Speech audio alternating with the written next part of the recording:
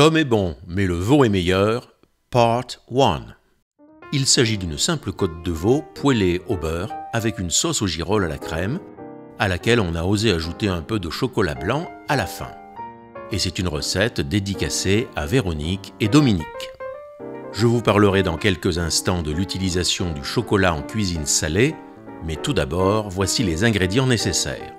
Il faudra une côte de veau bien sûr, et d'une belle épaisseur, du beurre et un soupçon d'huile neutre, une échalote ciselée finement, des girolles, du vin blanc environ 10 centilitres, de la crème fleurette, disons 20 centilitres, le chocolat épaissira un peu la sauce, des herbes qui conviennent bien aux viandes blanches, de la marjolaine, de la sauge, du thym, du laurier et du romarin, du sel et du poivre, et donc du chocolat blanc, 15 à 20 grammes, en carré ou en pépites. Et cette côte sera accompagnée de bons haricots blancs en grains qui s'accommodent parfaitement bien au léger parfum de chocolat. Désolé Véronique et Dominique, oh les pas de la Mojette piate. Là, c'est du haricot maïs du Béarn, la variété qui a grimpé sur des pieds de maïs. Le maïs lui sert de tuteur et en échange, le haricot fixe dans le sol l'azote de l'air et fertilise naturellement le maïs.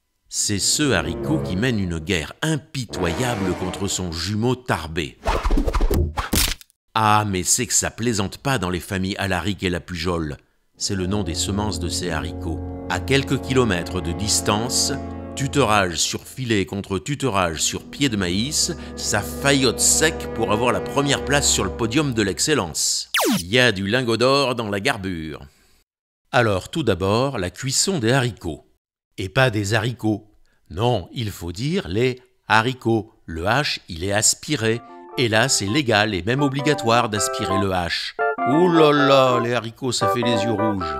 On les fait cuire dans un bon bouillon avec du persil, du thym, du laurier, du romarin, tout ça enfermé dans une boule à épices pour ne pas en avoir partout dans la gamelle, de l'oignon, une carotte, de l'ail, du sel et du poivre. Le sel, on ne le met qu'en fin de cuisson pour que la peau des haricots ne durcisse pas. Ensuite, la cuisson des girolles. C'est facile, dans une poêle, on les fait cuire au beurre doucement et sans coloration, avec les échalotes finement ciselées, une petite dizaine de minutes, salées, poivrées, et on réserve au chaud. Maintenant la cuisson de la côte de veau, épaisse, rappelons-le. Dans du beurre avec un soupçon d'huile neutre pour que ça ne noircisse pas, on marque la côte assez rapidement des deux côtés à feu moyen fort.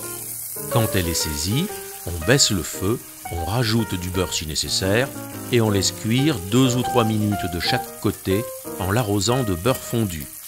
Là, voilà, comme ça. Alors je vous parle un peu du chocolat en cuisine salée. Ce n'est pas une nouveauté, c'est plutôt un truc de grand-mère qui, rappelez-vous, ajoutait en fin de cuisson un carré de chocolat noir pour lier la sauce du civet de lièvre ou de sanglier. Et oui, depuis longtemps une pincée de cacao ou un petit carré fait merveille au dernier moment dans les sauces au vin pour rehausser la saveur et l'onctuosité d'un bœuf bourguignon par exemple. Il faut privilégier le chocolat fort en cacao ou le cacao pur. On peut l'utiliser également sur du boudin, du foie gras ou encore avec des légumes secs, haricots, lentilles, à condition que ce soit avec légèreté. Certains grands cuisiniers même n'hésitent pas à le marier discrètement avec du homard ou des Saint-Jacques. Et bien sûr, il y a le plat national mexicain, le fameux mole poblano, volaille en sauce épicée au cacao. Je vous ai d'ailleurs conseillé la cuillère de cacao dans ma recette de chili con carne que vous trouvez sur cette chaîne, et j'en profite pour vous recommander de goûter des chocolats noirs au piment d'Espelette qui font un apéritif magnifique avec un verre de Porto ou un autre vin muté, Pinot des Charentes, Banyuls, etc. Confectionnez-en ou achetez-en à la chocolaterie d'Espelette. Il n'y a pas que des piments là-bas. Le Pays Basque est depuis le début du XVIIe siècle une grande région chocolatière de négoce et de fabrication. La côte se mange de préférence rosée, pile 60 degrés à cœur si on a une sonde. On la réserve au chaud au four à donc pas plus de 60 degrés, le temps qu'elle se détende, et nous aussi, pour préparer la sauce. On déglace alors la poêle avec une petite rasade de vin blanc, on ajoute de la crème fleurette, du sel, du poivre blanc pour son goût et l'absence de couleur, et les herbes adaptées aux viandes blanches, Ici, la marjolaine, la sauge, le romarin, le thym et une petite feuille de laurier. On laisse bloublouter 1 ou 2 minutes, le temps que la crème prenne le goût des herbes et réduise un peu, et on filtre. On ajoute environ 15 à 20 grammes de chocolat blanc, soit 3 ou 4 carrés pour un pot de crème. On goûte au fur et à mesure qu'on ajoute les carrés pour être sûr du dosage, et on mélange doucement encore 2 ou 3 minutes.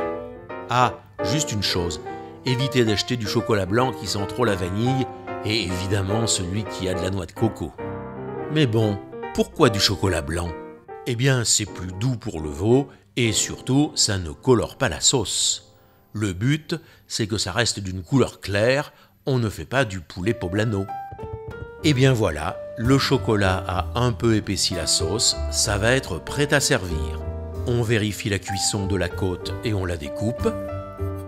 Il ne reste plus qu'à la dresser dans les assiettes en la présentant avec les haricots et les girolles, nappée de sauce sans déborder sur la découpe pour qu'on voit bien l'intérieur rosé appétissant.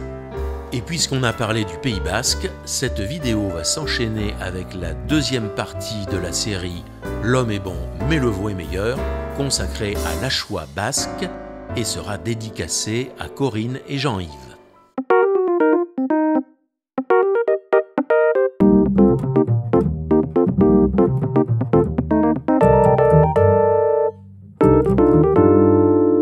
Et c'est tout noir.